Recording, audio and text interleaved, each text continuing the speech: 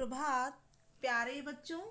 आज हम हिंदी ग्रामर का चैप्टर 12 अविकारी शब्द पढ़ेंगे।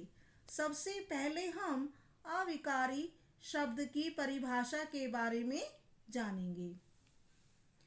जो शब्द लिंग, वचन, क्रिया तथा काल के बदलने पर अपना रूप नहीं बदलते, यानी स्त्रीलिंग, पुल्लिंग, एकवचन, बहुवचन और तीनों कालों में एक ही रूप में बने रहते हैं, उन्हें अविकारी शब्द कहते हैं।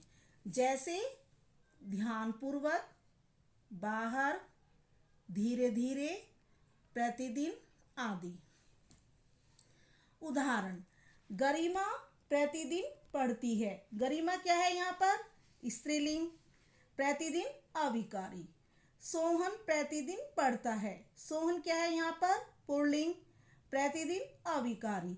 यहाँ पर हम स्त्रीलिंग को पुल्लिंग में बदल सकते हैं, लेकिन जो अविकारी जो शब्द है वो दोनों में एक जैसा ही है, इनमें किसी प्रकार का कोई परिवर्तन नहीं होता।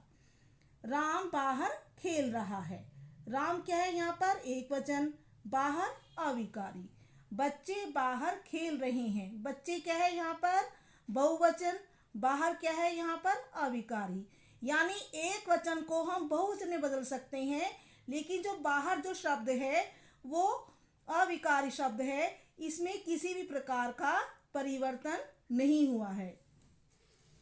अविकारी शब्द के प्रकार। अविकारी शब्द 4 प्रकार के होते हैं। पहला क्रिया विशेषण, दूसरा संबंध बोधक, तीसरा समुच्चय बोधक, चौथा विस्मयादि बोधक। अब हम सबसे पहले क्रिया विशेषण के अर्थ के बारे में जानेंगे। क्रिया की विशेषता बताना। क्रिया विशेषण की परिभाषा। जो शब्द क्रिया के स्थान, काल, रीति तथा परिमाण संबंधी विशेषताएं बताते हैं, उन्हें क्रिया विशेषण कहते हैं। अर्थात क्रिया कब, कहाँ, कितनी और कैसे हुई। क्रिया विशेषण क्रिया से पहले लगकर उसकी विशेषता बताते हैं। उदाहरण, सोहन प्रतिदिन पढ़ता है। तो यहाँ पर पढ़ता है क्या है यहाँ पर? क्रिया। और क्रिया से पहले प्रतिदिन क्या है? विशेषता। तुम बाहर खेलो। खेलो क्या है? क्रिया। बाहर क्या है? विशेषता। यहाँ पर क्रिया की विशेषता क्या है? बाहर। कछुआ धीरे धीरे चलता है। धीरे धीरे क्या है? विशेषता। चलता है क्रिया। क्रिया की विशेषता क्या है? धीरे धीरे। इस बार बारिश कम हुई। कम क्या है? विशेषता। क्रिया हुई। तो बच्चों, इसमें सोहन कब पढ़ता है, यानी किस समय पढ़ता है? तो सोहन प्रतिदिन पढ़ता है। तुम बाहर खेलो।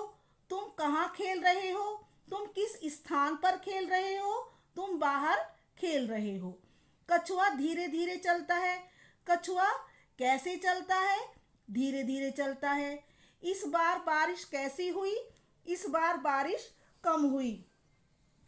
तो बच्चों, कहने का तात्पर्य यह है कि यहाँ पर सोहन प्रतिदिन, सोहन कब पढ़ता है, ये किसका सूचक है?